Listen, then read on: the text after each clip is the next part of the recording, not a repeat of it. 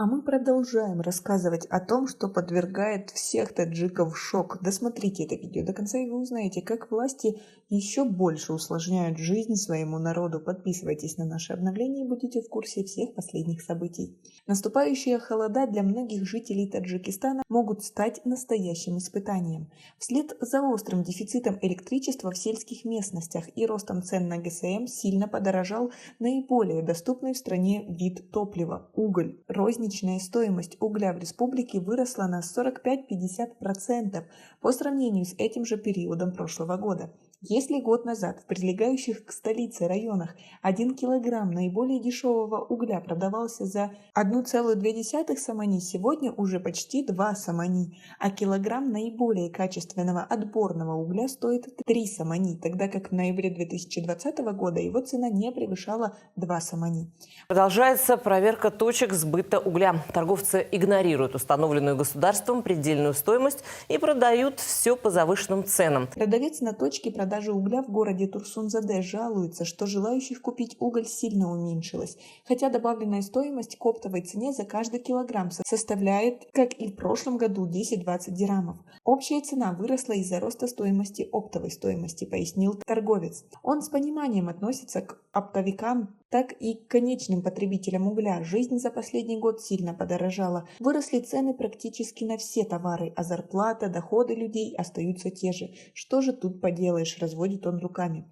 Собеседник добавил, что большинство людей, чтобы как-то согреть свое жилье, вынуждены теперь ограничиваться дровами и брикетами из навоза, которые превращаются в пепел за 20–30 минут. Стоимость угля в других частях страны в зависимости от удаленности точек розничной продажи от угольных месторождений, естественно, разная, но подорожал он примерно на одном уровне. По словам продавцов, еще год назад покупателей у них было больше, но тогда в основном приобретали кыргызский уголь, который поступал из города Ош.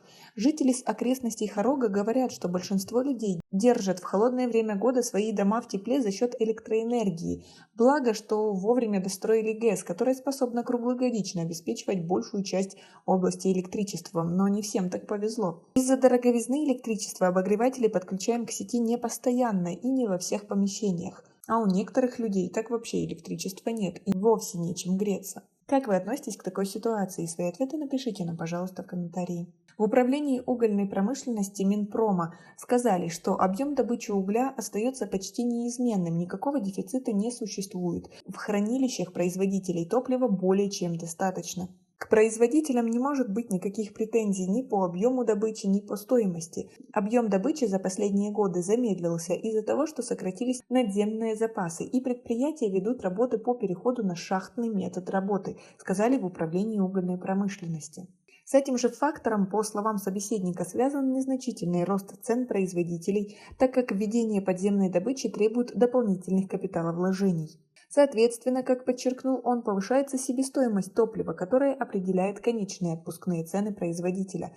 В Минпроме отметили, что вопрос розничного ценообразования должны регулировать власти на местах, используя полномочия Таджикпотребсоюза. Речь не о том, чтобы продавцам на точках продажи диктовали цены. Это всегда только усугубляет проблему. Тем более монополистов на данном конкретном рынке не существует, а значит, цены определяются посредством спроса и предложения.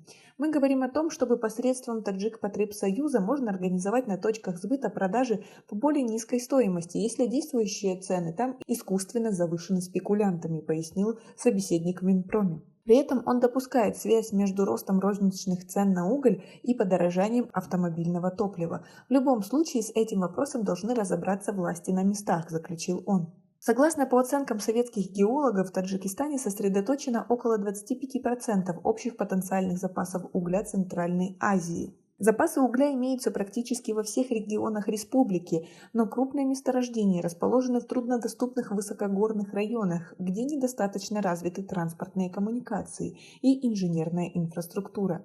В настоящее время подавляющая часть добычи приходится на Сагдийскую область, в основном в Айнинском районе. Также угольные месторождения разрабатываются в сравнительно небольших объемах в районах республиканского подчинения. А как вы относитесь к такой ситуации? Настолько залежей угля, но, как всегда, народ страдает от высоких цен и недоступности Это во благо. Свои ответы напишите нам, пожалуйста, в комментарии. У нас пока на этом все. Оцените наше видео подпиской и лайком. До скорой встречи.